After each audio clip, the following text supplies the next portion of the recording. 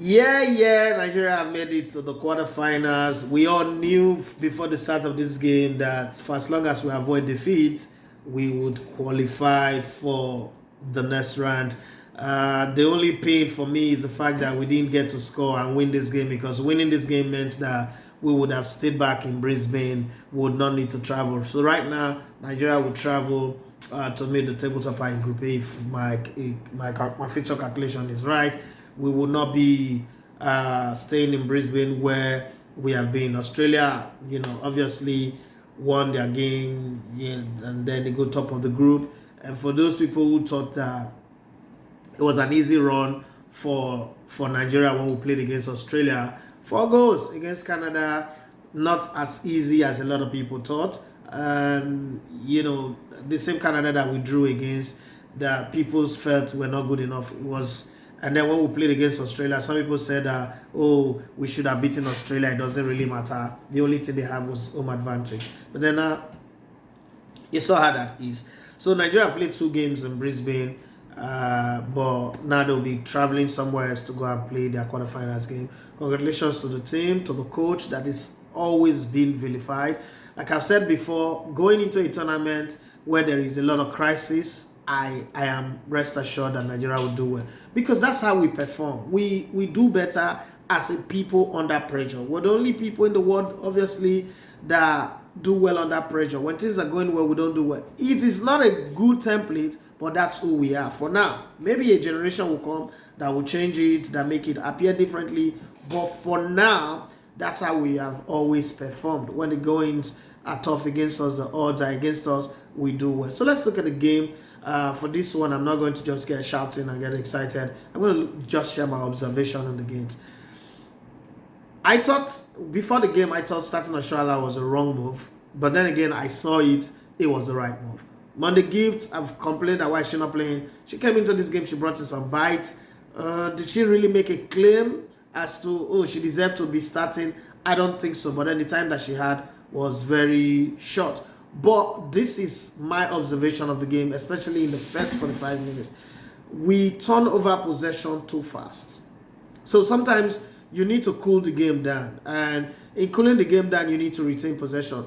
Every possession must not lead to an attacking move. Sometimes the opposition is in such a good shape, like positional discipline, that every time you try to go forward, there is a brick wall that you will hit your head against. So let's look at the Pep Guardiola Barcelona or Pep Guardiola Bayern Munich or Man City.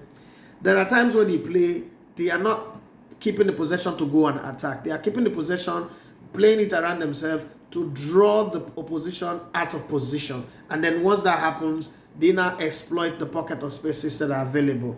As much as I know that this is the women's game and I should look at for women's game to compare it, but football is football. The rules, the engagement, the whole position, the tactics are all the same. Asisat had 1 or 2 chances that she could have buried on a day, but today happened to be that day where it just didn't go well. Okay, so I'm not trying to fault them, but I'm saying that the Falcons can just keep the possession a little bit, and when you make passes, so there's what we call the perfect pass, and then there's just the pass for passing sake. So there are times in the game where you see opposition in the midst of 4 opposition. You see your teammate in the midst of 4 opposition, or not necessarily in the midst. That's not the right word now. They are 4 opposition player or 3 opposition player are a step away from your player, and then there are 2 other players that are just free. Nobody's pressing on them. Nobody is close to them from the opposition team, and then you give the pass to that player that is close to 3 or 4 other opposition players. So once he gets the ball, before it control, because as soon as you move the ball, they are 1 step away from the player. So as soon as he controls the ball, looking to get a better view of his teammate, her teammate, the opposition have closed in, and it's difficult to make anything. Even to pass the ball back to you is at this point now very difficult. So I think that maybe the team works on that, because the next stage is the knockout stage. You don't win your game in regular time, you go into penalties, and penalties is a game of luck. So I think that we've also done well in creating chances. Michelle Alozie, fantastic. The girl with the 2 different colors of both black and white. Tony Payne is fantastic. The team is good. The team is really good. I wouldn't use the word great, but the team is good. I mean, they're fantastic when they find their stride, when they're in the rhythm. They are very fantastic. Rasheedat Ajibade works very, very hard. But I just think that a little bit of delay in releasing the ball would help the team a bit. I may not be right here, but I think if the team just delay their passes a bit, hold it, and draw the opposition out of their perfect shape, we just might have the peace and pace and space to go. One thing that Nigeria have here is the youthfulness of its team and then the pace of the team. So to use that youthfulness and pace very well, we must learn how to keep the opposition defense line far from their goalkeeper, so that when you put that ball, that pass between the goalkeeper and the defenders, our forward players cannot go in and use it very well. The crosses are good. I mean, better than the Super Eagles, if you ask me.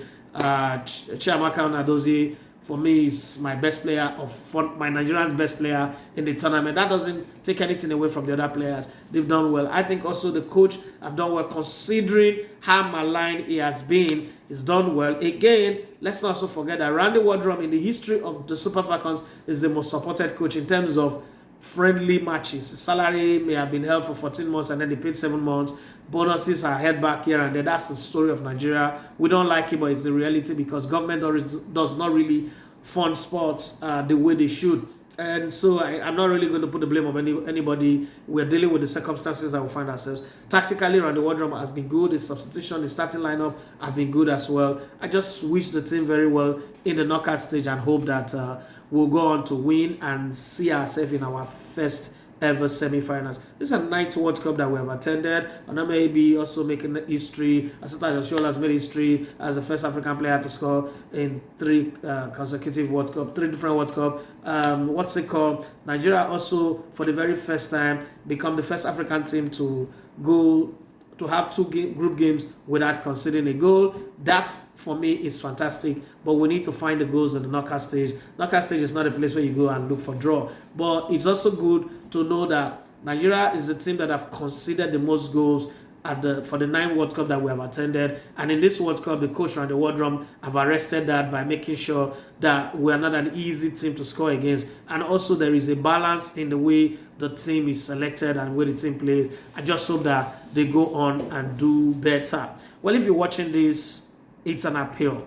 Please do want to subscribe to our YouTube channel. We really want to grow. We really want to be doing a lot, especially in the Nigerian Premier Football League space and grassroots sports in Nigeria, telling stories that are beautiful. Do want to subscribe to our channel. Help us to grow. Comment in the comment section what you think about this game, your own analysis and reaction to this game, what your opinion is about the game and other things. But please do well to subscribe. Like I said, for those of you asking me to bring back the prediction betting tips and prediction show, we will bring it in this coming season. But do well to help us increase our subscribers and also increase our views and the comment on the shows. Please like, subscribe, turn on notification, and please drop a comment. Thank you very much. My name is Edafi Matthew Esogana. You like to call me the Libertarian Sports. Bye.